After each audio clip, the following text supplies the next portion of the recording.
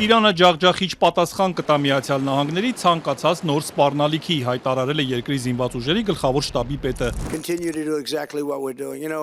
Ժամեր անց այն բանից հետո, երբ Վաշինգտոնը խոստացավ պատմության մեջ ամենախիստ պատժամիջոցները կիրառել Թեհրանի նկատմամբ։ Իրանի պաշտպանական արդյունաբերության օրվա արդիվ հղած ուղերձում գեներալ-մայոր Ալի Աբդոլլահին նշել է, որ երկրի զինված ուժերը պատրաստ է գործել բոլոր ուղղություններում՝ ծովում, ցամաքում, օդում, կիբերտիրույթում եւ նույնիսկ տիեզերքում։ Թշնամիների կողմից ցանկացած սխալ հաշվարկ եւ ի հայտ եկող ցանկացած սպառնալիք կարժանանա հեղափոխական, ջախջախիչ ու կործանարար պատասխանների, որոնք ափսոսանք կառաջացնեն։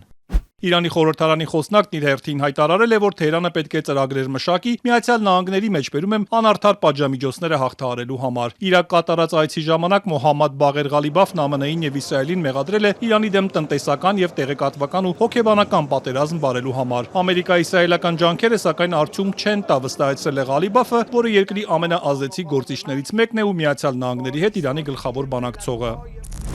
Եթե նայեք, թե ինչ ռեսուրսներ ու հումք ունեն մուսուլմանական երկրները, կհասկանաք, որ մեր թշնամիները գալիս են դրանք թալանելու։ Հետևաբար մենք պետք է անարդար պատժամիջոցների դեմ պայքարի ծրագրեր մշակենք, որպեսզի կարողանանք հաղթահարել դրանք։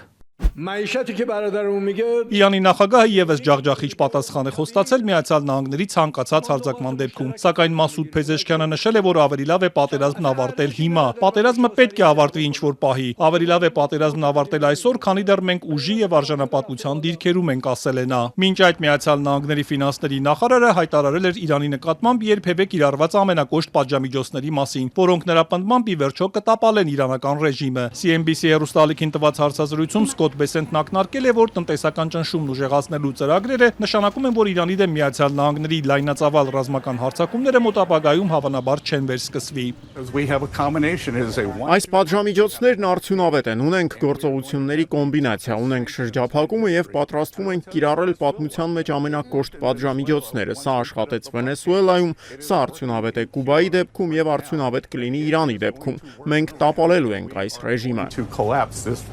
Բեսենտը նաև նշել է, որ Վաշինգտոնն իր բոլոր դաշնակիցներին կոչ է անում միանալ Իրանի դեմ տնտեսական պատերազմին եւ հստակեցրել է, եթե նրանցից որևէ մեկը ինչ-որ կերպ համագործակցի Իրանի հետ, Միացյալ Նահանգներն իր ողջ ուժն ու հզորությունը կօգտագործի նրանց դեմ։ Կամ նրանք մեզ հետ են, կամ մեր դեմ, ասել էր նա, հավելելով, որ պատժամիջոցների մասին մանրամասներ կներկայացնի երկուշաբթի։ Միացյալ Նահանգների փոխնախագահն իր հերթին հայտարարել է, որ նոր պատժամիջոցներն ազդարարում են հակամարտության նոր փուլի մասին, որում տնտեսական ճնշումը Միացյալ Նահանգներին հասանելի ամենաարդյունավետ գործիքն է։ Ջեյդի Վենսը նշել է, որ երբ Միացյալ Նահանգները սկսի կիրառել նոր պատժամիջոցները, Իրանն իր հերթին փորձելու է դիմադրել եւ իր հերթին տնտեսական ճնշում գործադրել Միացյալ Նահանգների նկատմամբ։